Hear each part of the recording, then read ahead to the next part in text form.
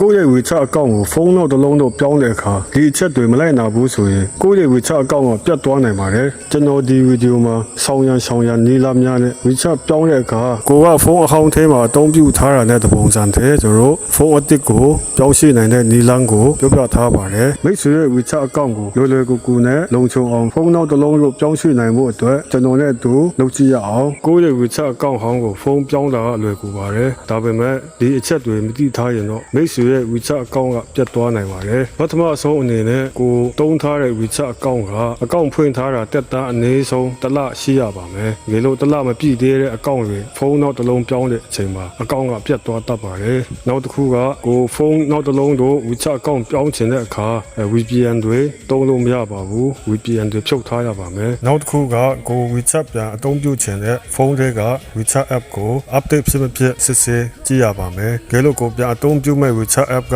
ဇာပြာနဲ့ကူးထားတာတို့ဒါမှမဟုတ်ရင် update မဖြစ်နေတာတို့ဆိုရင်ကျွန်တော်တို့အကောင့်ပြောင်းတဲ့အခါအဆင်မပြေတာတွေဖြစ်တတ်ပါတယ်အဲအကြောင်းကျွန်တော်တို့ Play Store နဲ့တစ်ခါပြန်တောင်းတာကအကောင့်ဆုံးဖြစ်ပါတယ်ကျွန်တော်တို့ဒါတွေအားလုံးစစ်စစ်ပြီးပြီဆိုရင်ကျွန်တော်တို့အကောင့်ပြောင်းလို့ရပါပြီကျွန်တော်တို့အကောင့်ပြောင်းဖို့အတွက်ပထမဆုံးကိုပြောင်းချင်တဲ့ဖုန်းထဲမှာကျွန်တော်တို့ WeChat app ကို update လုပ်ပြီးပြီဆိုရင်ကျွန်တော်တို့ sign in ထဲကိုဝင်ပါမယ်ကျွန်တော်ဒီမှာအကောင့်ပြောင်းတဲ့ပုံစံနှမျိုးနဲ့ပြသွားပါမယ်ပထမတစ်မျိုးကတော့ကိုယ့်ရဲ့ WeChat ID ကိုလည်းတည်ရယ် passport ကိုလည်းတည်ရယ်ဆိုတဲ့သူတွေအတွက်ကကိုဖွင့်ချင်တဲ့ဖုန်းထဲမှာ login ကိုနှိပ်ပြီးရင်ဒီအောက်က login other option ဆိုတာကိုနှိပ်ပါမယ်ပြီးတော့ကျွန်တော်တို့ဒီအပေါ်ကစာကြောင်းကိုနှိပ်ပါမယ်ပြီးရင်ကိုက WeChat ID နဲ့ဝင်မှာဖြစ်တဲ့အတွက်ကိုယ့်ရဲ့ WeChat ID ကိုရေးပါမယ်ပြီးတော့ကိုယ့်ရဲ့ WeChat passport ကိုရေးထည့်ပါမယ်တော့ပြီးပြီဆိုရင်ကျွန်တော်တို့ accept and login ဆိုတဲ့အစင်းရောင်ကိုနှိပ်ပါမယ်ဒီမှာခဏဆောင်ပြီးကျွန်တော်တို့ဒီမှာပုံထပ်ပါမယ်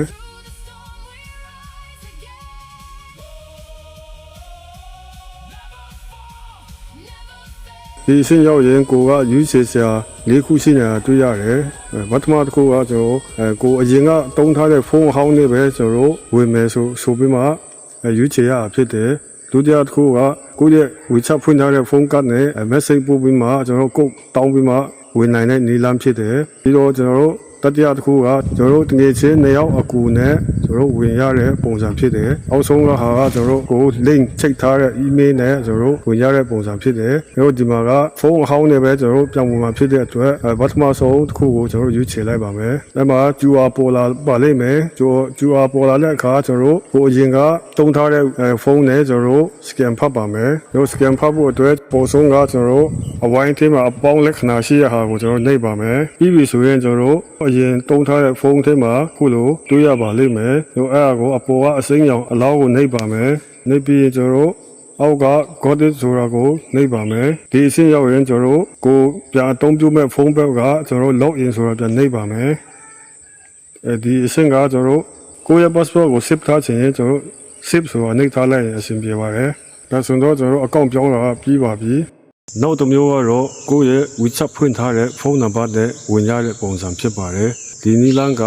ပထမနီလာနဲ့တပုံစံတည်းဖြစ်ပေမဲ့အစပိုင်းမှာကအနည်းငယ်ကွာခြားမှုရှိပါတယ်ကျွန်တော်ဖုန်းနံပါတ်နဲ့ WeChat ပြောင်းနိုင်ဖို့အတွက် login ကိုနှိပ်ပြီးမြန်မာနိုင်ငံကိုရွေးပါမယ်ပြီးရင်ကို WeChat ဖွင့်ထားတဲ့ဖုန်းနံပါတ်ကိုရေးထည့်ပါမယ်ပြီးရင် accept and continue ဆိုတာအစင်းရောင်ကိုနှိပ်ပါမယ်ပြီးရင်ကျွန်တော် WeChat passport ကိုရေးထည့်ပါမယ်ပြီးရင်အစင်းရောင် login ကိုနှိပ်ပါမယ်နောက်ပိုင်းလုံဆောင်ချက်တွေကကျွန်တော်အတူတူပဲဖြစ်ပါတယ်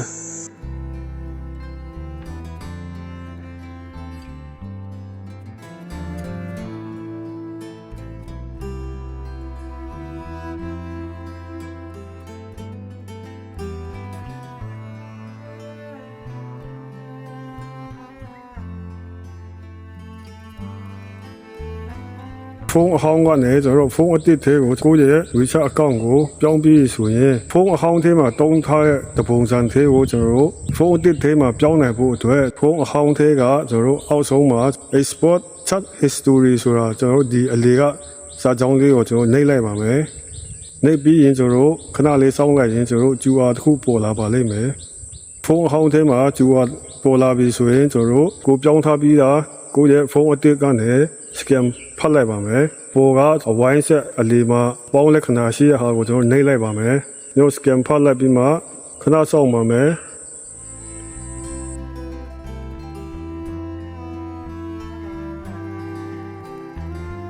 ကျွန်တော်ဖုန်းအဟောင်းထဲမှာကျွန်တော်အခုလိုပုံစံတွေ့ရပါလိမ့်မယ် start export ဆိုတာကျွန်တော်အစိမ်းရောင်ကိုနှိပ်လိုက်ပါမယ်နှိပ်လိုက်ရင်ကျွန်တော်ခဏလေးစောင့်ရပါမယ်ဒီမှာကကိုစကားပြောထားရများတယ်ဆိုရင်ကိုကဂိတ်များရင်များတယ်လို့ကျွန်တော်အချိန်ကကြာတတ်ပါတယ်ဒီခါတလေကျွန်တော် line ကြောင်း file ပြောင်းရွှေ့တဲ့အခါကျွန်တော်ဒီလိုပြန်ကြတော့တတ်ပါတယ်အဲဒါကိုကျွန်တော်နောက်တစ်ခေါက်ပြန်လုပ်ပါမယ်ဖုန်းအသစ်ထဲက scan to continue import ဆိုတာကိုအစိမ်းရောင်ကိုနှိပ်ပါမယ်ပြီးရင်နောက်တစ်ခေါက် scan ပြန်ဖတ်ရပါမယ်ပြီးရင်ဖုန်းအဟောင်းဘက်မှာ start export ဆိုတာကိုအစိမ်းရောင်ကိုပြန်နှိပ်ပါမယ် continue ဆိုတာကိုနောက်တစ်ခေါက်ပြန်နှိပ်ရပါမယ်ခဏဆောင်ပြီးအခုလိုပေါ်လာရင်အကောင့်ပြောင်းရွှေ့တာအောင်မြင်ပြီဖြစ်ပါတယ်ဖုန်းအသစ်မှာ done ဆိုတော့နှိပ်ပါမယ်ပြီးရင်ဖုန်းအဟောင်းဘက်မှာအောက်က done ဆိုတာကိုပြန်နှိပ်ပါမယ်ဒါဆိုရင်ကျွန်တော်ကိုအရင်ကဖုန်းအဟောင်းထဲမှာအသုံးပြုခဲ့တယ်လို့ပုံစံအတိုင်းဖုန်းအသစ်မှာကိုယ့်ရဲ့ WeChat အကောင့်ကရောက်ရှိသွားပြီဖြစ်ပါတယ်အားလုံးအဆင်ပြေပါစေလို့မျှော်လင့်ပါတယ်အဆင်မပြေတာရှိရင်ကျွန်တော် comments မှာရေးထားနိုင်ပါတယ်အားလုံးကိုကျေးဇူးတင်ပါတယ်